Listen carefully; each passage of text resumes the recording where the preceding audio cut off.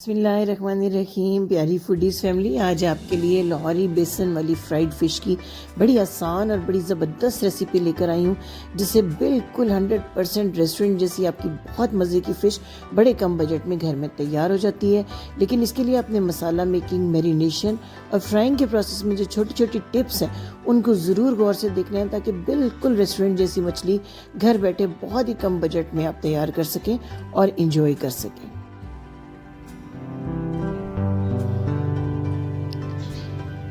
पहला ज़रूरी काम है फ़िश को साफ़ सुथरा करना, इसकी स्मेल को दूर करना। तो मैंने इसको 20 मिनट के लिए आधा कप सिरके और 1 टेबलस्पून नमक में भिगो के रख दिया। 1.5 किलो की ये एक फ़िश है मेरे पास। इससे बिल्कुल साफ़ सुथरी और महक से पाक हो जाती है मछली। अब जनाब इसका तैयार करते हैं मज़े का मसाला। 3 टेबलस्पून भरकर बेसन लेना है। ताज़ा बेसन लें, साफ़ सुथरा छना हुआ बेसन लें। बेसन की क्वालिटी पे भी बड़ा इन्हिसार होता है फ़िश के टेस्ट का। बेसन के अंदर हम शामिल करते हैं मसाले, अपने ड्राई मसाले। 1 टीस्पून भर के नमक डालना है। इससे पहले हमने जब पानी में डिप किया था तब भी नमक यूज़ किया था, इसलिए नमक में आपने एहतियात करनी है। 1/2 टीस्पून भरकर आपने ले लिया सुरख मिर्च का पाउडर, 1/2 टीस्पून हल्दी पाउडर। इसके बाद आपने बारीक पिसा हुआ धनिया सिर्फ 1/2 टीस्पून लेना है। 1/2 ही टीस्पून हमने इसमें दड़ा मिर्च डाली है। अब कुटा हुआ धनिया जो है वो 2 टीस्पून भर के आपने डालना है। ये बिल्कुल मोटा मोटा हाथ से कुटा हुआ धनिया है, इससे बड़ा अच्छा फ्लेवर आता है फ़िश में। कसूरी मेथी को पाउडर करके 1 टीस्पून शामिल किया है। गरम मसाला पाउडर 1/2 टीस्पून डाला है और ज़ीरा पाउडर भुना हुआ 1 टीस्पून भर के आपने इसके अंदर ऐड कर देना है।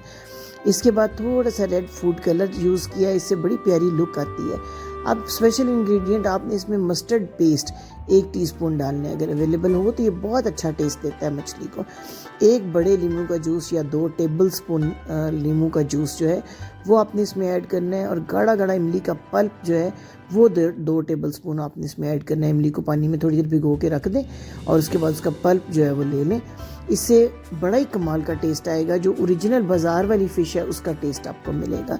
इमली का पल्प बहुत अच्छा टेस्ट देता है मछली को। 1 टीस्पून भरकर अजवाइन के बीज मसले हुए वो हमने इसमें अजवाइन डाल दी है। लहसुन का पाउडर 1 टीस्पून इसके अंदर ऐड करना है आपने। पाउडर लहसुन जो है बेसन वाली मछली को बड़ा अच्छा स्टिक होता है और बहुत अच्छा टेस्ट देता है इसके अंदर। अब जनाब इसका जो कंसिस्टेंसी है मैरिनेशन की, ये थोड़ा थोड़ा पानी डाल के हमने बनानी है। आपने कोई लम्स इसमें बेसन के नहीं रहने देने, गुठलियाँ बेसन या मसाले की नहीं रहने देनी। बहुत थिक भी नहीं होना चाहिए इस मसाले को और बहुत रनी भी नहीं होना चाहिए।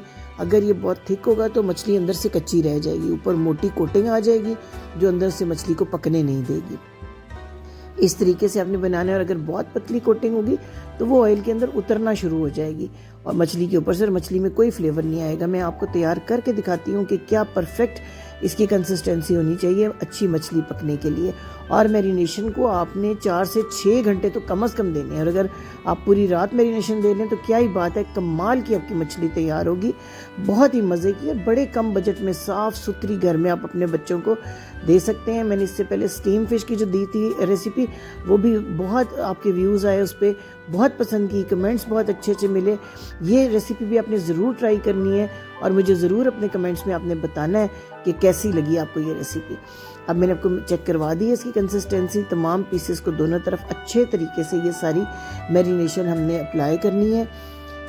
चैनल को सब्सक्राइब करना आपने नहीं भूलना, बेल आइकन को भी ज़रूर प्रेस करना है ताकि हम और आप एक फैमिली बन सकें।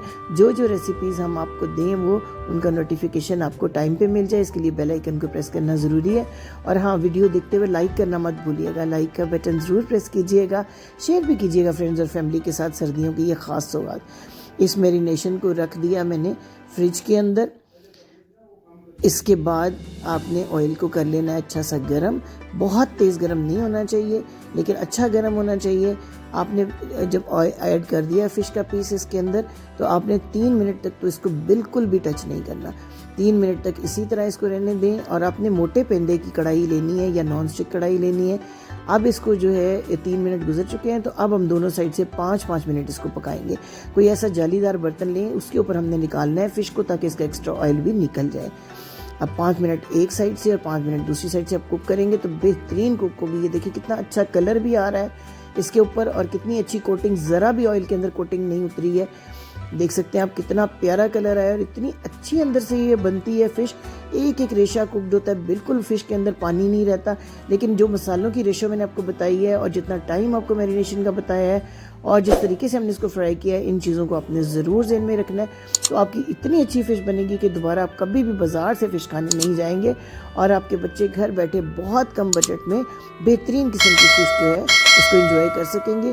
बोनलेस और फिंगर फ़िश की जो रेसिपी मैंने दी थी वो भी आपको बहुत पसंद आई। इसके अलावा अगर आप फ़िश की कोई रेसिपी देखना चाहते हैं, जानना चाहते हैं, तो मुझे कमेंट्स में लिख दीजिए।